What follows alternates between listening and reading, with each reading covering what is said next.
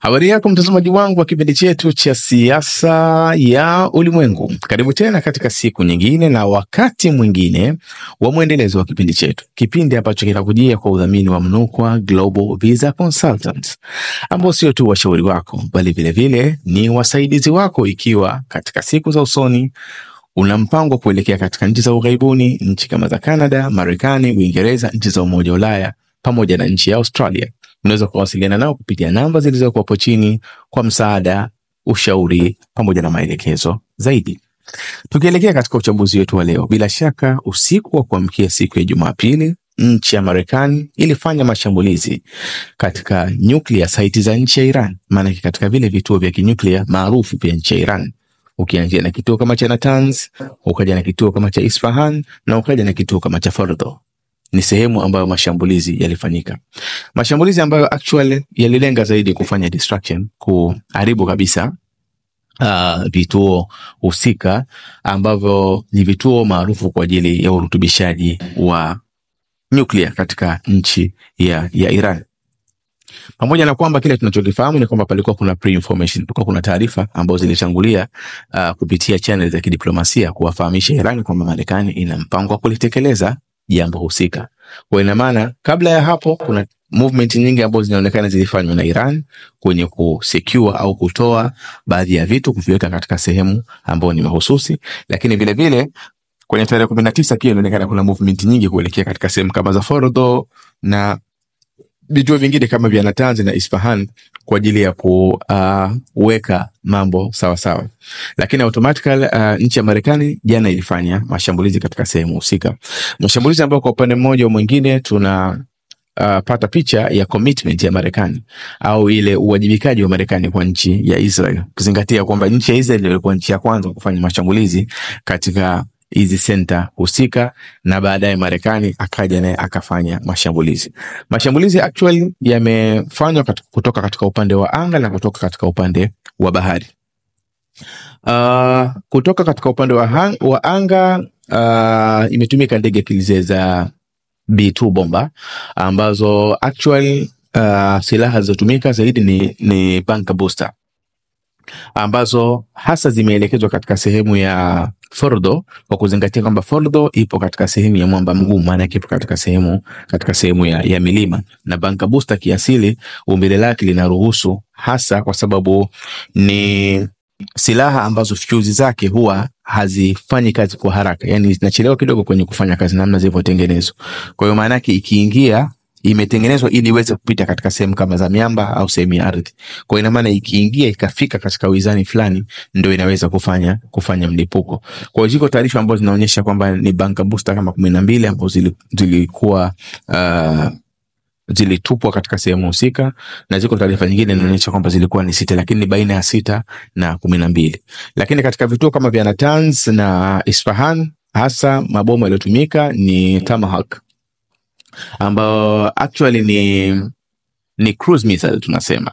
Ni zile silaha ambazo zinaweza kwenda na kushuka kulingana na miinuko ya kontua, kiasi ambacho wakati mwingine zinakuwa ni ngumu kuweza kusomwa katika mifumo ile ya ulinzi, kwa kuzingatia kwamba haziendi katika urefu mkubwa sana kiasi ambacho zinaweza kusomwa katika engo.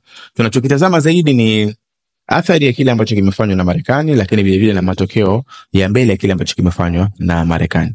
Lengo kubwa ilikuwa ni kuharibu katika sehemu husika, lakini kuna mambo ambayo tulikuwa tunatarajia tuweze kuyaona ndio angeweza kutupa proof ya moja kwa moja kwamba lengo limefikiwa.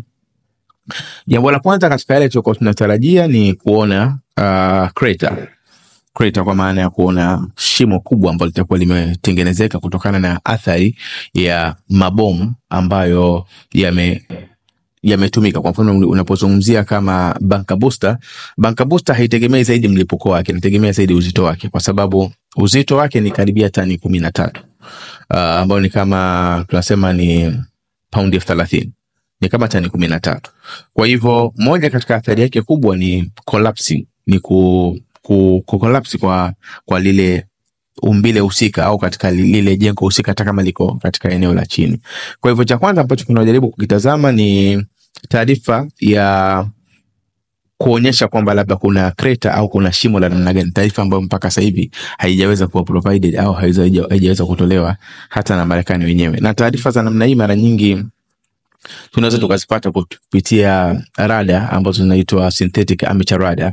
Ni rada ambazo zinaweza kusoma umbile lote kiasili na mabadiliko yake ili kuweza kuonyesha kwamba kuna athari ya namna yote ambayo imejitokeza. Kwa hiyo mpaka sasa hivi hakuna uthibitisho moja kwa moja kuonyesha kwamba Marekani imefanikiwa katika kile ambacho amekifanya.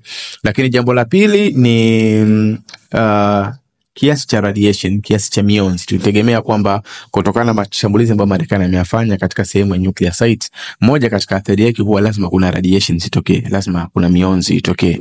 Mionzi ambayo kwa upande mmoja au mwingine inaweza kuwa experienced kwa watu walio karibu na maeneo husika na hata kwa watu walio mbali, manake mbali kidogo, ina maana katika nchi kama za jirani kuna mabadiliko ambayo yanawezekana yakaonekana katika upande wa mionzi ambayo inajitokeza. Lakini mpaka sasa hivi hakuna amri ya moja kwa moja ya wananchi wanaoishi karibu na maeneo kama ya Isfahan na Tanz au Fordo kuweza kuhama kutoka katika maeneo husika. Lakini vile vile ukizingatia ripoti za awali ambazo zimetoka katika International Atomic Energy Agency kutoka kwa Rafael Grossi, mwenyekiti wake, zinaonyesha kwamba hakuna mabadiliko ya namna yote katika upande wa radiation, katika upande wa mionzi, jambo ambalo linatupa shaka ya kwamba Marekani imeweza kukamilisha malengo yake effectively katika sehemu husika.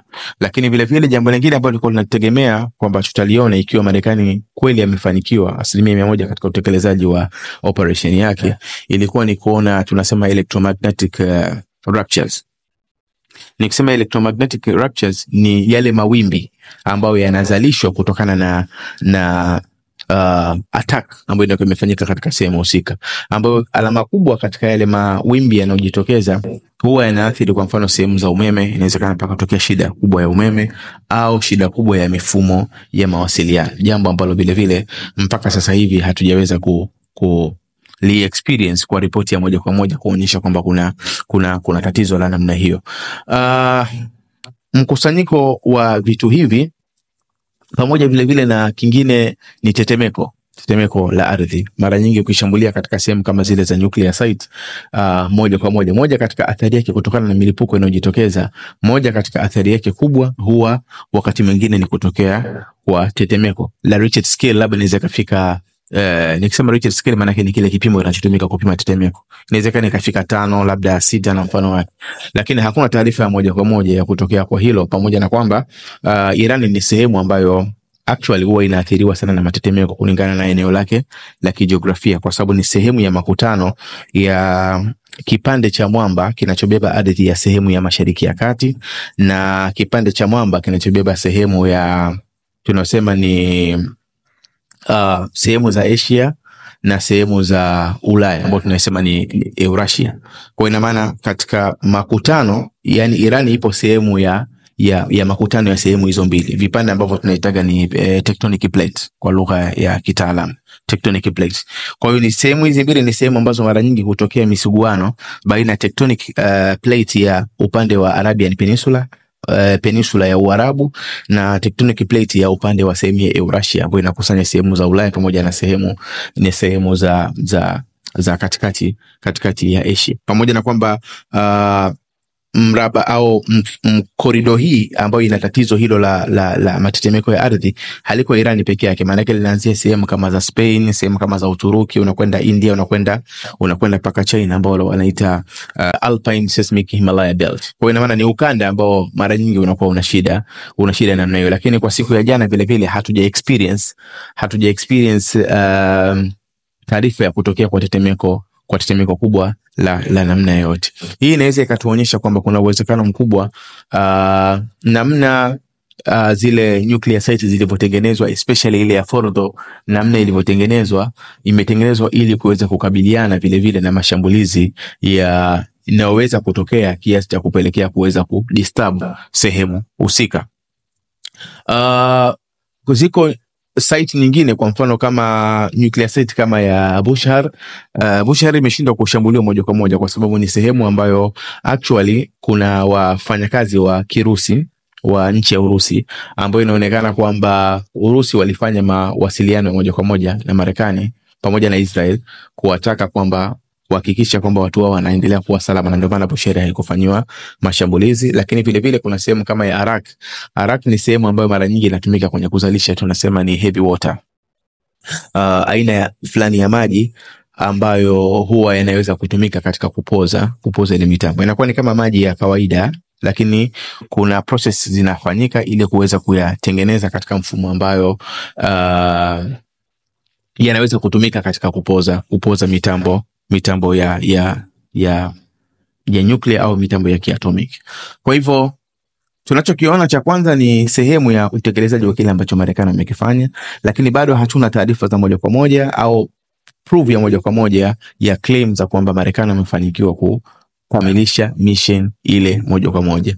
Ikiwa wameweza kufanikiwa kukamilisha ile mission, bado tunaona kwamba haliwezi kuizuia Iran kuweza kuendelea na mpango wake wa nuclear enrichment, kwa sababu cha kwanza ni vitu vingi kuweza kutolewa mapema kabla ya utekelezaji wa shambulizi husika. Lakini jambo la pili, hata kama itakuwa imeharibiwa, kuweza kutengeneza site nyingine si jambo ambalo linaweza kuchukua muda mrefu kwa sasa hivi kwa hali ya Iran. Maana yake ndani ya miezi 6 mpaka mwaka wanaweza kutengeneza sehemu nyingine, pamoja na kwamba katika siku za nyuma kidogo walitoa taarifa za kwamba muda sio mrefu watafungua kituo kingine ambacho kituo hicho hakuna mtu anaweza akakijua mahala kilipo. Kwa hiyo tunaona kwamba inawezekana shambulizi hili likawa tu limekusudia kupunguza spidi ya urutubishaji, lakini si kwamba linakwenda kukamilisha kabisa swala zima la urutubishaji. Shambulizi hili linatazamiwa kwamba litakuja na matokeo mengi. Jambo la kwanza ni Iran kujitoa katika non-proliferation treaties. Hili ni jambo ambalo tunalitegemea katika siku za usoni, kwa sababu ni jambo limekuwa likizungumzwa, kwa sababu sehemu kama za nuclear site ni sehemu ambazo huwa hazifai kushambuliwa kwa namna yote, haziruhusiwi kushambuliwa kwa namna yote.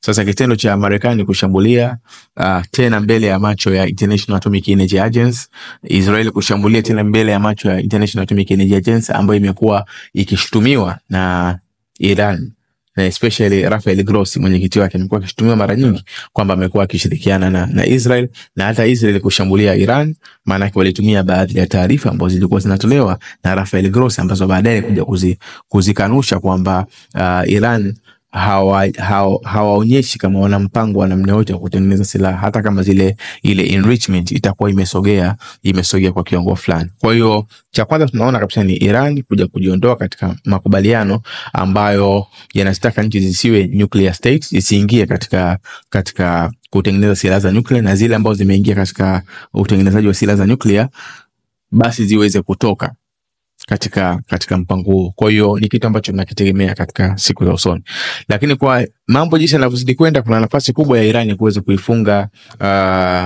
kuifunga tunasema Strait of Hormuz, kuifunga ile mlango bahari wa Hormuz ambao unatumika kwa ajili ya kufanya kwa ajili ya meli za biashara, hasa upande wa gesi na mafuta ambazo zinakwenda kuchukua katika nchi kama za Qatar, na ikiwezekana vile vile kwa nchi kama China, maana yake wakati mwingine zinaenda kuchukua hata katika nchi kama Iran, pamoja na kwamba Iran ina vikwazo.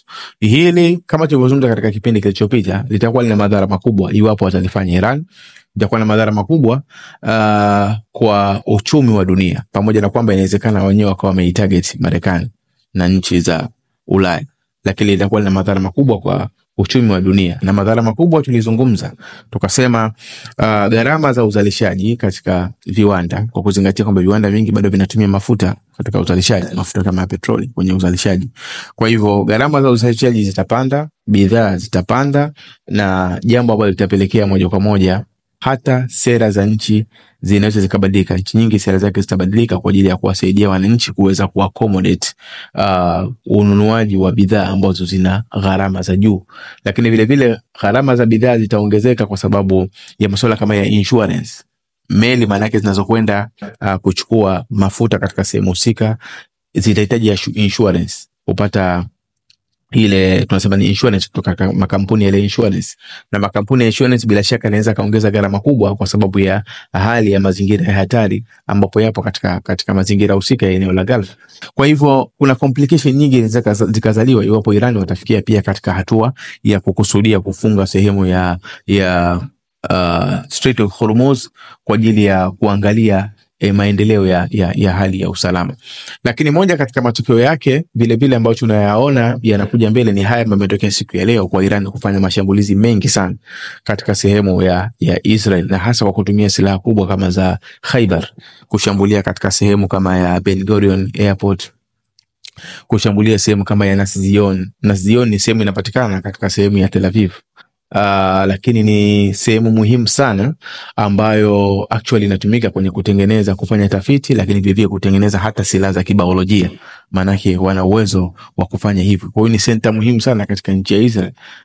Nchi ya Iran wameshambulia katika sehemu husika ya Naszion. Lakini vile vile ukiachilia mbali hapo, wamefanya mashambulizi makubwa katika sehemu ya Haifa. Wameshambulia katika command centers, wameshambulia katika sehemu ambazo zinashakiwa kwamba ni sehemu ambazo IDF pamoja na serikali ya Israel huwa wanakaa kwa ajili ya kufanya maamuzi ya kile kinachofuatia mbele. Zote hizo ni sehemu ambazo wameshambulia. Wamefanya mashambulizi makubwa sana kuonyesha kwamba mpaka kufikia hapa tulipo tatizo kubwa limetokana na Israel. Kwa hivyo wenyewe wameendelea kushambulia katika sehemu ya Israel, pamoja na kwamba bado hatujajua watachukua measures zipi kwa ajili ya kukabiliana labda na Marekani. Tunataka tuangalie kwamba watachukua measures zipi kwa ajili ya kukabiliana na Marekani, pamoja na kwamba tunaona mpaka sasa hivi Iran walichojaribu kukinote au kukizingatia ni kwamba movement zote zinazofanywa na Marekani lengo ni kuitoa Iran katika target ya pale ilipokusudia, kwa sababu kusudio la Iran kubwa ni kupambana na Israel na sio kupambana na Marekani. Kwa hivyo mashambulizi ambayo Marekani wameyafanya, inawezekana tusione majibu ya haraka ya mashambulizi kutoka katika Iran yenyewe, lakini tunategemea kutoka sehemu kama za Houthi. Inawezekana pia kuna mashambulizi makubwa yakatokea, kwa kuzingatia kwamba Wahouthi wameshatangaza mashambulizi ambayo yamefanywa na Marekani katika eneo la Iran. Inaashiria moja kwa moja hiyo ni declaration of war, na mkataba uliokuwa umeingia mwanzo kwa ajili ya kutokushambuliana, mkataba huo utakuwa umekufa rasmi. Kwa hiyo tuweza kuona kwamba kinachoendelea hivi sasa, kuna uwezekano mkubwa wa Houthi wakaanza kushambulia meli za Marekani na sehemu na meli ambazo zina maslahi ya moja kwa moja na Marekani au na Israel. Na iwapo Iran wataamua kufunga sehemu ya Hormuz, pamoja na kwamba kwa maamuzi ya Khomeini huwa kuna Ali Khamenei, kuna mambo mengi kidogo huwa anatazama kwenye kutoa maamuzi yake, lakini kuna uwezekano mkubwa kama wataifunga sehemu ya Hormuz na Wahouthi wakaja wakafunga sehemu ya Bab el-Mandeb, manake hali itazidi kuwa mbaya zaidi ya uchumi wa dunia mpaka siku za usoni mambo yatakapokuwa yameseto. Kwa hiyo actual jambo kubwa zaidi ni mashambulizi ambayo yamefanywa na Marekani, ambayo mpaka sasa hivi bado tujapata uthibitisho moja kwa moja kuonyesha kwamba Marekani amefanikiwa moja kwa moja katika kuharibu mfumo mzima wa zile sehemu za uzalishaji wa nyuklia za nchi ya Iran. Na ukizingatia pia umbile la sehemu kama ya Fordo ni sehemu ambayo imetengenezwa rasmi kwa ajili ya kupambana na mazingira kama haya, na ndio maana ukiangalia hata zile tunasema tunnel zake, yani ukiingia ndani umbile la zile njia hazijatengenezwa kunyooka moja kwa moja, zimetengenezwa katika mfumo wa kupindapinda, kiasi ambacho ukishambulia juu mpasuko unawezekana ukatokea katika shimo lenyewe au ukatokea pembeni ya shimo, kwa sababu sio kitu ambacho kimenyooka moja kwa moja, ni kitu ambacho kinakuwa kimepinda pinda, umetengeneza katika mtindo namna hiyo.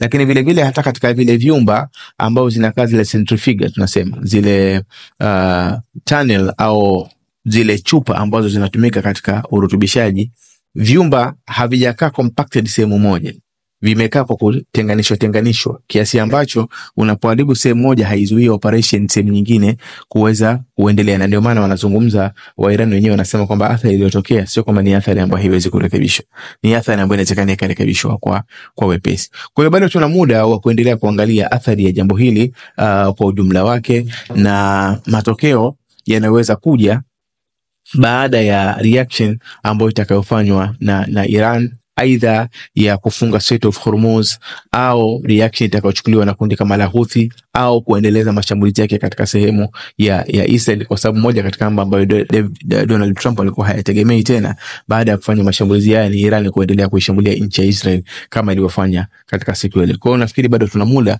wa kuendelea kuangalia ili kuweza kuona kwamba huenda ndani ya masaa 24 yanayokuja tukapata picha iliyokuwa bora zaidi ya picha hii ambayo tumekuletea. Jina langu naitwa Maulid Ali Mnukwa. Nikuombe tusisahau kusubscribe, kulike, kushare pamoja na kucomment. Uwe na muda mwema.